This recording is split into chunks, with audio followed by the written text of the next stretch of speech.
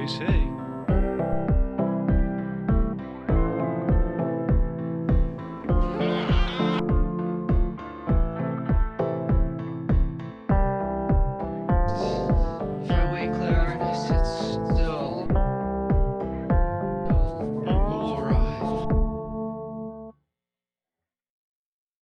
My oh my, what have we here? Not a movie or a show, but a short film? A musical short film? Oh my god. Why not? This will be fun. And this wonderfully up animated musical is a delightful little treat. Oh my goodness. So Opal is surprisingly only a couple years old, but the VHS staticky kind of quality gives us more of a dated late 90s feel, and it tricked me because I really thought it was much older when I saw it for the first time. And this is a little feature created by indie artist and musician Jack Stauber, released in 2020 under the Adult Swim YouTube channel. The 12-minute short is currently sitting at over 8.5 million views, and it's had no shortage of explanations and reaction videos on YouTube. So it's had quite an impact. And today I'm here to add my sense into the pile. This will be more of a reactionary appreciation video on Stauber's film. And at the end, I'd also like to talk a bit about Jack's other work, because I definitely think it's all worth taking the time to experience, if that's something you're interested in. Hello, and welcome to another video. I hope everyone had a good time and made out pretty well during your Halloween ventures. We're gonna keep the theme of the month going for another post. I absolutely love this short, and this was something I really felt was worth the time to talk about. Not sure how long or in depth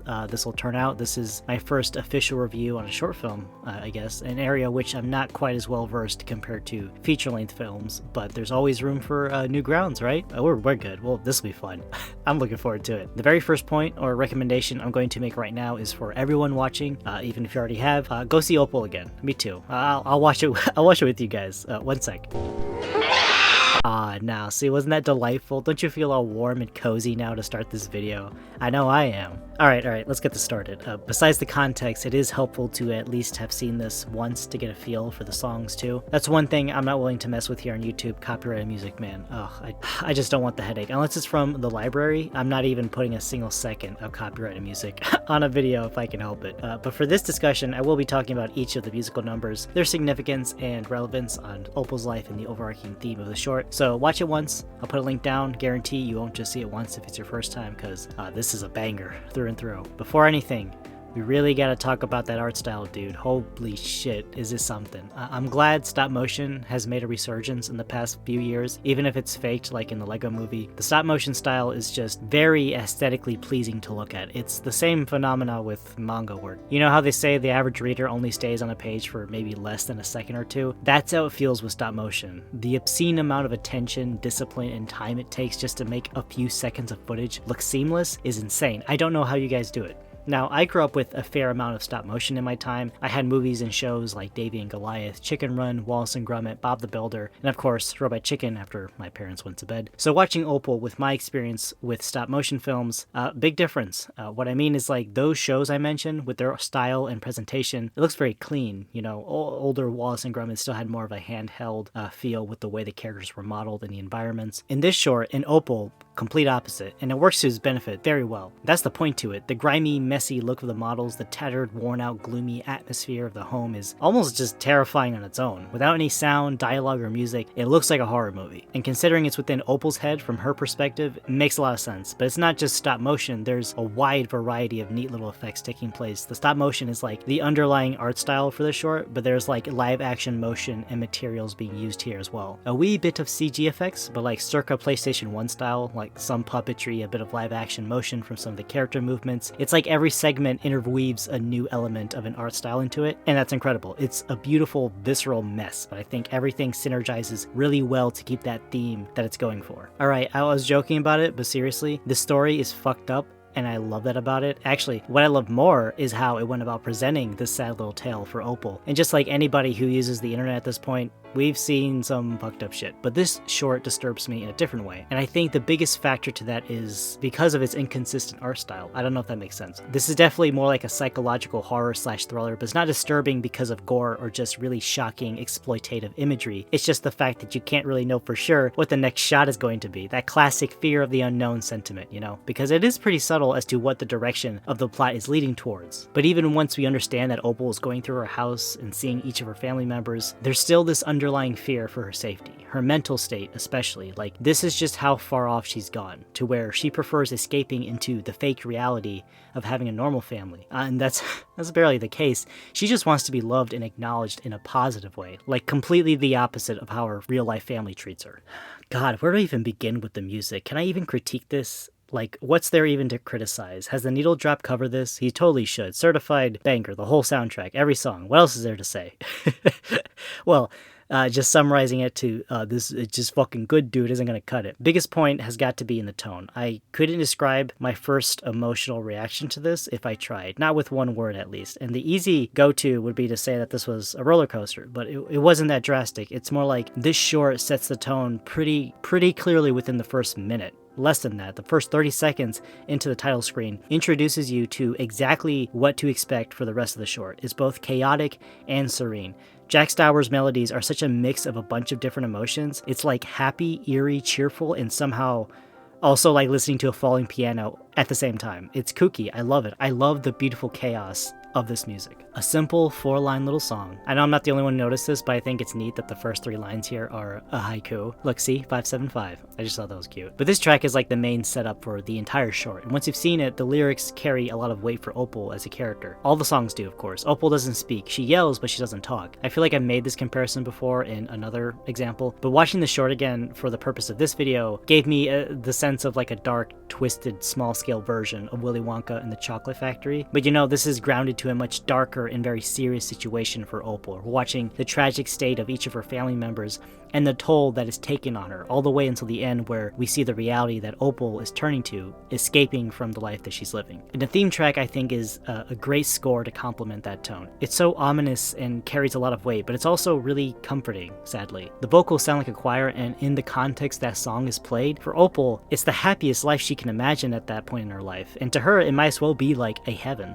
Oh, Opal. Hands down, my favorite track on here. I know it's a lot of people's too. It's too catchy. If someone makes a tier list for catchy songs, this has to be in the running. So I got a couple things I want to say about this song. A few little, which might come off a bit. I'm probably overthinking it because I'm a big fan of this whole short. I can't help it because it's there. There's things to uncover and make little inferences on her own. Like Opal and those "Don't Hug Me, I'm Scared" videos. This falls into that same territory of theorizing, and it's just fun. So you know the song. This is the first song on the list, well, from the family members. Opal's trying to sneak past her blind grandfather who's watching TV, but blows her cover. After getting caught, he tries pleading with her to go fetch him his cigarettes and breaks out into his depressing little song. So just 2 points I want to make about this track, and one I actually found through just general research into behind the scenes and Stauber's inspiration. It's not a theory, it's just a funny pun I thought to share. So this isn't from me, I'm not claiming to be the source, but the signature line that goes, "Why does it sound so easy to breathe?" is because of the fact that it's broadcasting on the air. So a bit of a morbid pun. Get it? Because he can't breathe on the air. I love that. I think that's really clever. Okay, but this one, probably also taken, but I thought of it while watching again. So going back to lyrics. "I'm popular here. They all sing to me. Idea salesmen, they want my soul, Claire. They fight over me like dogs, and the girls are singing. They dance too, I assume. They want my soul as well. I need that smoke, Claire. What the hell is taking you?" So 3 of those lines are talking about singing and dancing. They all sing to me, and the girls are singing. They dance too, I assume. He assumes because, you know, he's blind, which means he has to imagine what they look like while talking to him. I find it interesting he mentions them singing and dancing, not talking or yelling or something else. It could just be the lyrics, but it just let me overthink for a minute. What if in Grandpa's mind, he's taking in those interactions the same way we're watching Opal be with her family? I'm assuming in this world not everyone communicates via singing, but then again, this is Stauber we're talking about, so anything goes. But that'd be a pretty miserable experience, I think, to live the way we're watching things take place. But then again, his perspective is more of a unique one. In Grandpa's mind, everyone is just singing and dancing. It's not a complete hellscape like what Opal sees, although the brain salesmen are sufficiently off-putting. So perhaps Grandpa isn't just seeing the world this way, but because he can't see, then maybe it's so cheerful in his mind, kind of, because he's coping the same way that Opal is. Except he's living in that reality all the time.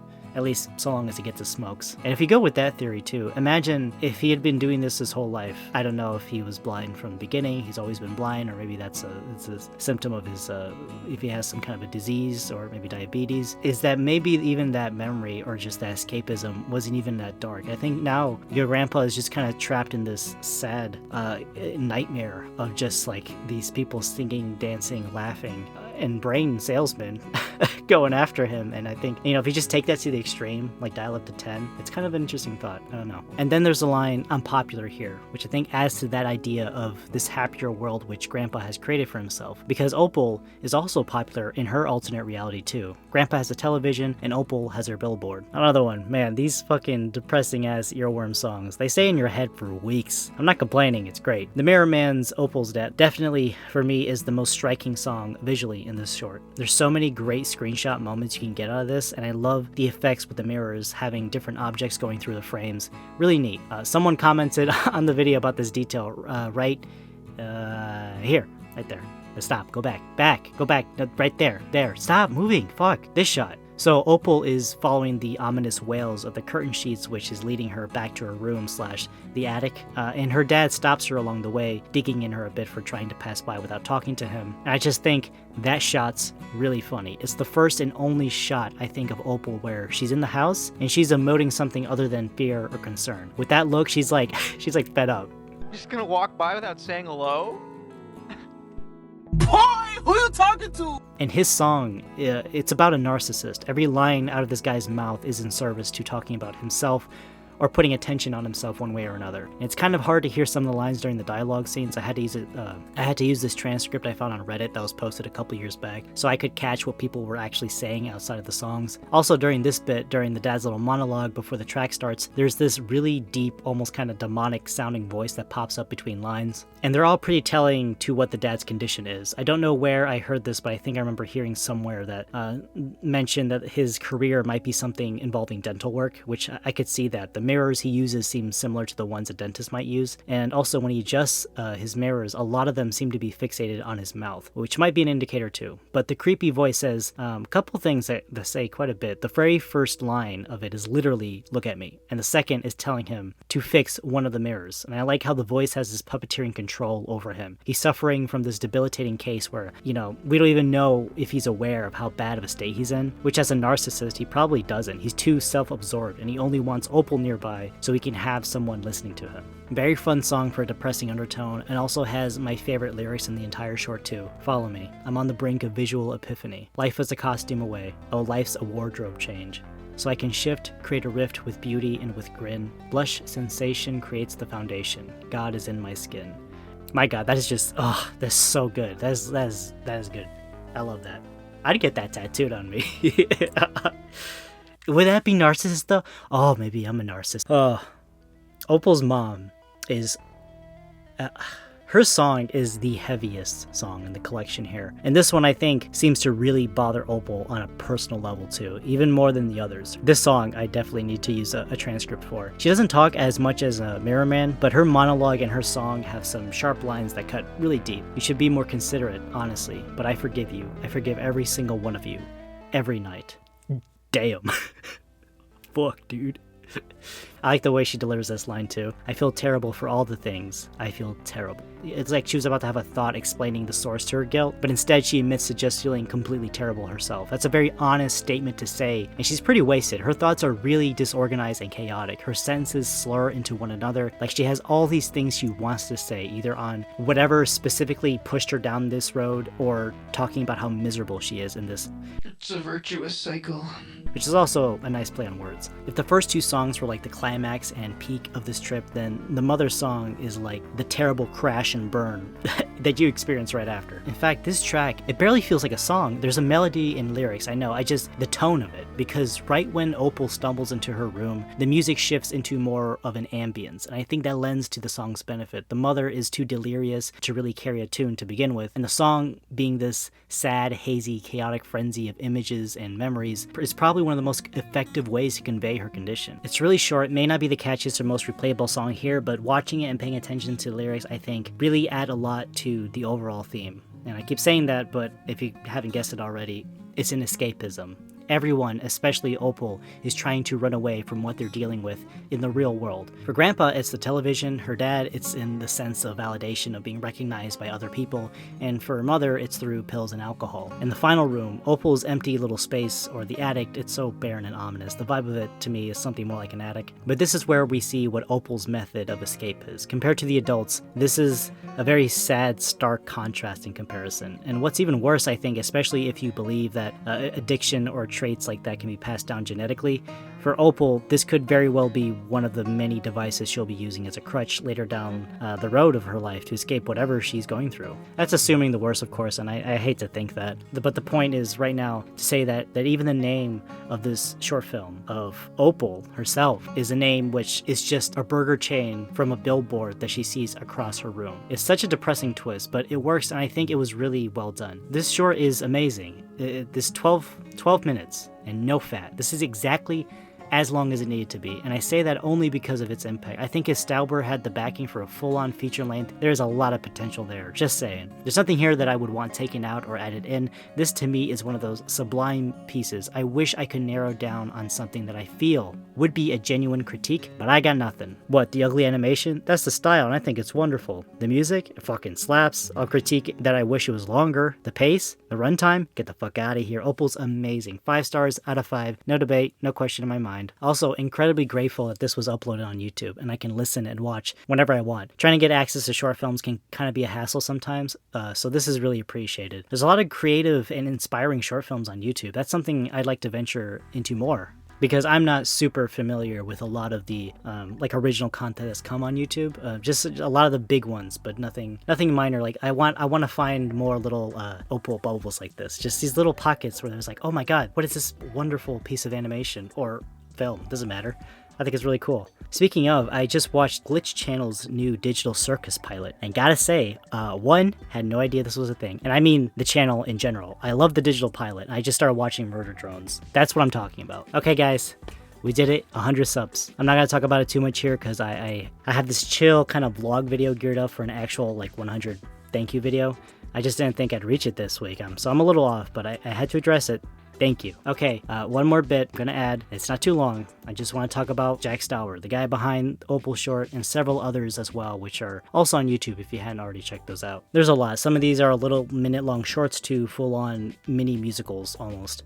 A few of my favorites, definitely Shop Opera. That one definitely has a more upbeat vibe to it, in general at least, and it's about the same length as Opal as well. It was actually released like a month after Opal came out too. Some of the minute shorts are really great. I think Rain is definitely one of my favorites on the serious side. It's my favorite, no, for sure. That line, I did everything I was supposed to do. Oh my god. It gives me chills. I'm not gonna spoil it. Go watch it. Go watch it.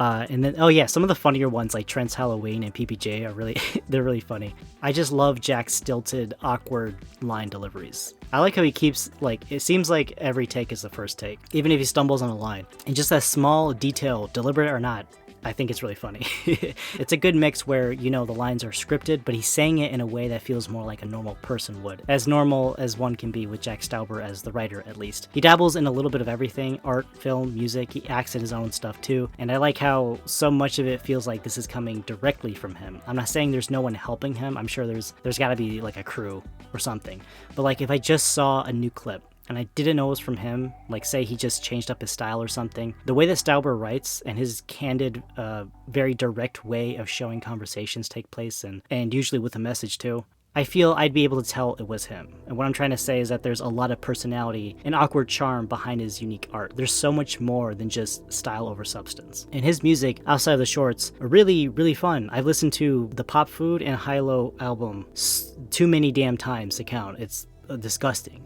But it's such a wonderful, like, chill ride. You guys have heard Buttercup, the song. If you pay attention to the like memes on the internet, there's quite a few that use that song, and it's a banger. Another goddamn earworm. Same album, but My Plea is another one of my favorites. It's so fun and carefree. I don't give a rat's ass about dancing, but listening to a lot of Stauber stuff makes me want to dance. You know how we've got those no headbang challenges for metal music? Do that with Jack Stauber songs and I will lose. Guaranteed. Not even worth a wager. I'll just give you the cash. Fuck it. Alrighty, time to call it in, folks. Thank you guys for sticking around for another upload. Next one's going to be very chill. Just a nice thank you vid from me to all current and future subs maybe. I'm looking forward to finishing it. It's kind of a break for me too. I've been liking this variety hour thing right now. I'll talk about that next time. If you guys have seen Opal, which I certainly hope you have at this point, let's fanboy about it some more in the comments, and hit me up with some of your favorite Stauber shorts and songs. If you guys liked the video, let me know too. Questions, comments, concerns, critiques, complaints, please file them in the comment section for pending response. For replies over 100 characters and late, please expect a response within the following 3 to 5 business days after posting. If you or a loved one have experienced signs of any of the following symptoms listed on the screen right now after watching today's video,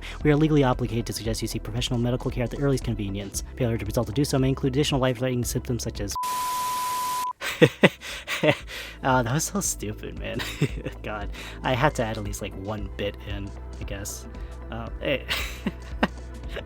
Alright, you guys take care. Thank you, folks. We'll see ya.